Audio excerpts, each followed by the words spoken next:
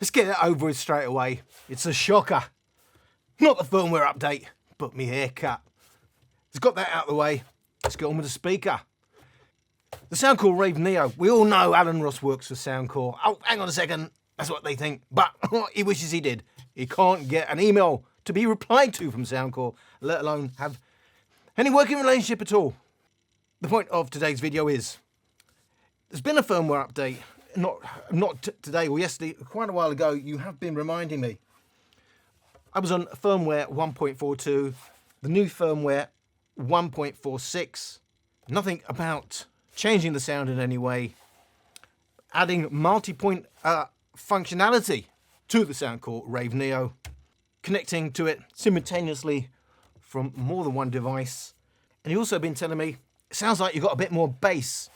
So I have tested it, just to say, Soundcore Rave Neo, it's getting even cheaper. I can see now I can get this from Costco, 99 quid. Now that is stonking value. We've got 110mm woofer, a separate 60mm tweeter. We've got a big passive radiator on the back. Don't use this. Well, at my testing, it was useless for YouTube streaming. I was getting over 180 milliseconds, which is not good at all. And it's rated 50 watts. And there's a decent bass. I'm not doing the big party speakers that you keep saying, oh, I wish you would try them. The big, huge speakers that would certainly get me evicted. But for now, these sort of speakers, 50 watts, that's still going to get a decent old bang for your buck out of a speaker like this. I'm going to show you my frequency response measurements before and after my firmware update. Let's have a clue if that suggests there's going to be any difference. 66% volume, custom, outdoor. Outdoor being default mode. Just to quickly show you, flat custom mode is indeed default outdoor mode. Custom mode, almost identical, just within margin of error, a tiny bit more at just around 3.5 kilohertz, maybe a tiny bit off the bass. Outdoor measurement, we've got exactly the same result. 100% volume, custom mode. Again, after firmware update 1.46, looks like a tiny bit more, around 3.5 kilohertz, maybe losing a little bit in the bass. And indeed, default mode, outdoor mode, again the same thing. So very, very small changes. Remember the scale here. Each square is 1 decibel, so we are talking less than half a decibel. That's well within a range of margin of error. So my frequency response measurements saying probably no change at all. But maybe we've lost a tiny bit. And I mean, we're talking fractions. Just moving the mic a tiny bit would be enough to account for those changes. But hey, it was present in both the 66% and the 100% measurements. So there may be a little bit of difference. Let's have a listen and see if our ears can tell if there's a difference. You go through all the days with all the rain I did. Either with or without you, I'ma make this shit, yeah. Feeling like I'm not enough inside my head. I'm giving up. It's hard enough for me to feel unloved. I'll always hide a part of me locked away so you can't see the man you made me be. Yeah, I know we ain't on the best of terms. I'm waiting for the day when I can say that the tables turn. I prove to myself that I'ma be a better man. I see a lot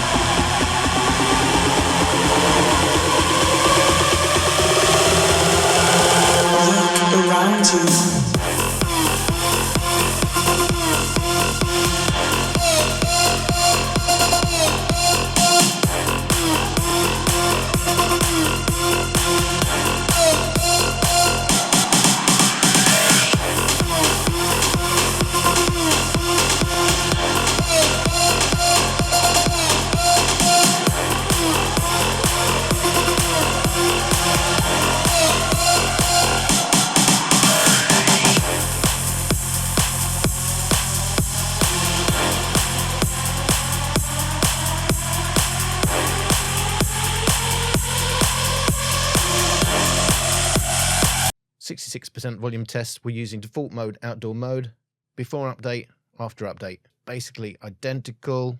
In terms of what I'm measuring, any differences is within 1/10 of a decibel. Even if it was real, you wouldn't hear it.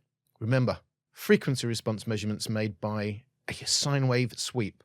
This analysis is of the actual track, and that's post-digital processing. This is real-world results suggesting no change. Custom mode set to flat, 100% volume. Again, any differences within margin of error, and we're talking 1/10 of a decibel to all intents and purposes, before and after. Exactly the same. So, you may have heard a difference, but I can tell you I didn't hear a difference. And my measurements are saying, I mean, literally no difference. Bear in mind, custom mode when set to 0.00000 across all the bars, that is default mode, that is custom mode. Custom mode is the only mode I particularly use. So they should be the same, and they are absolutely identical. Measuring them separately, testing them separately, the result is absolutely the same. So I know some of you have been telling me, sounds like they've got a bit more bass now out of the Rave Neo. I didn't hear it, I didn't measure it, and the frequency response, even if there was any difference, it was fractional. So I would say for me, still a nice speaker, still a great listen. Not quite as full sounding to me as the Motion Boom, but capable of really having a really immersive, even though it's only mono, it can be quite immersive. A really nice, pleasant, can sound quite sweet, depending on obviously how you tune it. So, result of today's video, firmware update. Well, of course, when I say Rave Neo, we know this is also the Trance Go. We know they have multiple names depending on who is selling them and depending on whether they've got lights in or not. But the drivers are the same, the guts are the same. Trance Go, Rave Neo, applies to both of them. You can get this for 99 quid. That is stonking value. Does he work for Soundcore? Well, it's up for debate. Not in my house, because we know I don't work for Soundcore. But I'm amused to see the comments. Hope you got something out of this particular video. And of course, we'll see you in my next video. I ain't about that life. I ain't about that life. Ain't no project wife, got my logic right, cause I'm not your type. I ain't about that life. I ain't about that life. Sorry, ma, I ain't get it right. I'ma just live my life. I ain't about that. I ain't about that life.